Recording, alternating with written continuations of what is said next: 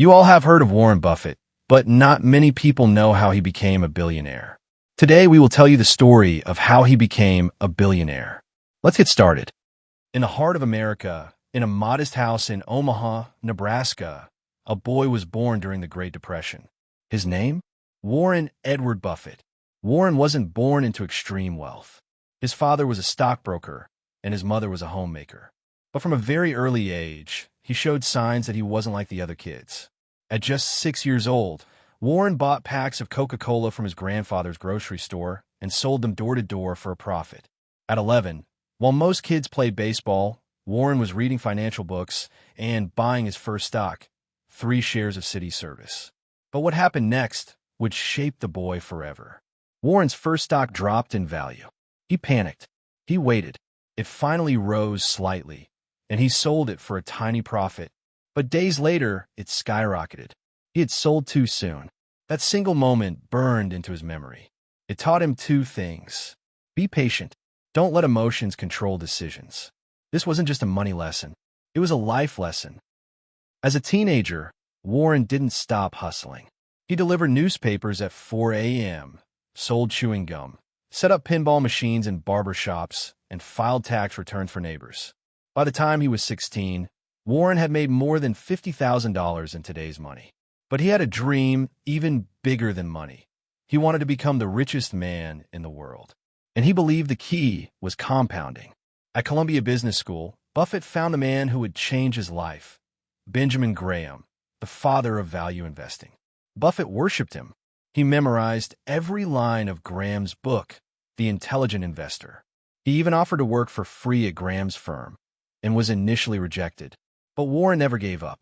Eventually, he got in and absorbed every ounce of knowledge he could. Even after tasting success, Warren returned to Omaha, far from the noise of Wall Street. He wasn't flashy. He lived in a modest house, drove the same car for years, and drank Coca-Cola every day. His life wasn't free of pain. He lost his wife, Susie, the woman he loved deeply, to cancer. But he stayed humble, loyal, and focused.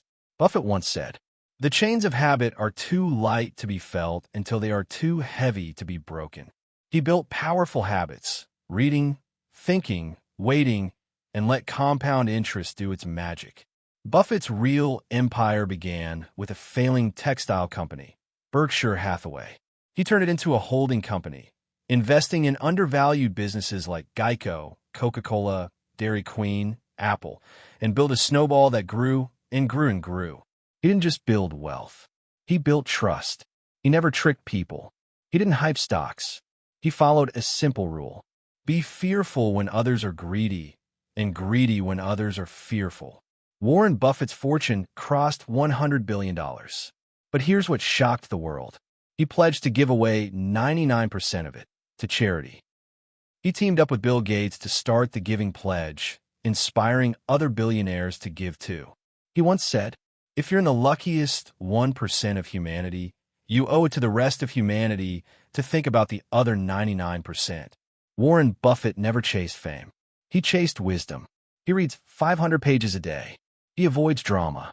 He lives in the same house he bought in 1958. And yet, he became one of the wealthiest people on earth. Not just in dollars, but in knowledge, integrity, and kindness.